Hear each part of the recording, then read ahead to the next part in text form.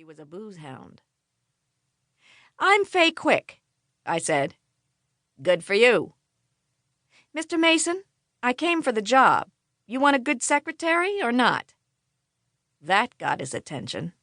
Mason slid his legs off the desk, pushed down the sunglasses, and over the rims eyeballed my gams while he stubbed out his old gold and lit a new one. So what did I expect from a gumshoe? My friends told me I was a crackpot trying for a job with a Seamus, but I thought it could be interesting. I didn't want to be in some 9-to-5er pushing papers that had to do with mergers, business agreements, or the like. I wanted to be where whatever I was typing or listening to had some meat to it. "Are ya?" Mason asked. "Am I what?" "Quick." To myself, I thought, "Hardy har har," but I didn't say it. I gave him a look instead. "Sorry. Guess you get that a lot." "Yeah." "Sometimes I open my big yap too much. So, Miss Quick, you want to work for me?" "That's the general idea," I said, and thought maybe he was a little slow or something. But Woody Mason was anything but slow, I was to find out. We went through some Q&As, then he hired me on the spot. I was slap happy getting a job my first day looking. That was how it was then. But in 41, the Japs hit Pearl Harbor, and by January of 42, Woody Mason was in the Army, and I was running A Detective Agency. The A didn't stand for anything. He named it that so it would be first in the phone book.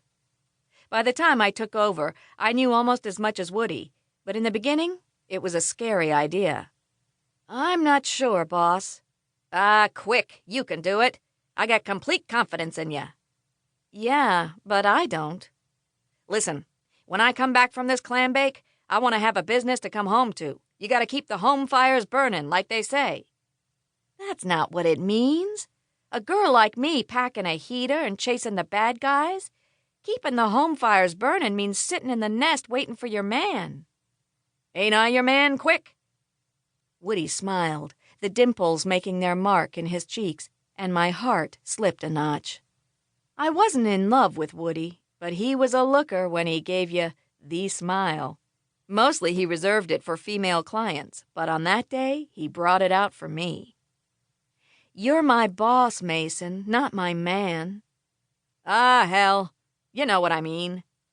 "Even still, I can't be a PI." "Why not?" I wanted to tell him I didn't know how, but he knew that was a lie, so I said, "I'm afraid." "Hell you are, Quick. I never saw the likes of you when it comes to guts." I had been on a few stakeouts with him and never showed any fear, even when we got into close shaves.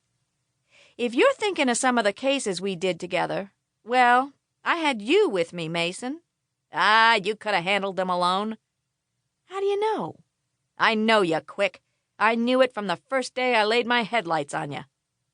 "You were hung over and you would have hired King Kong." "But I didn't. I hired you. And now I gotta get my rump overseas and knock off some nips. You gotta take over." "What if I'm so lousy at this I lose the agency?" "You won't." And so far, I hadn't.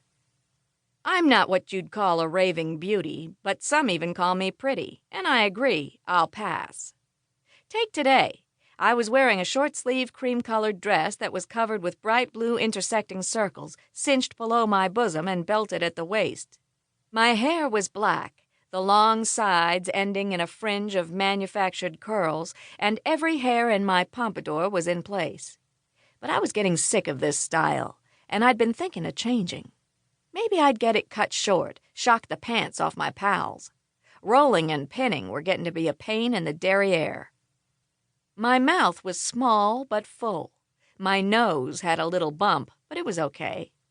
So the point was that even though I looked like any 26-year-old gal ankling round New York City in 43, there was one main difference between me and the rest of the broads.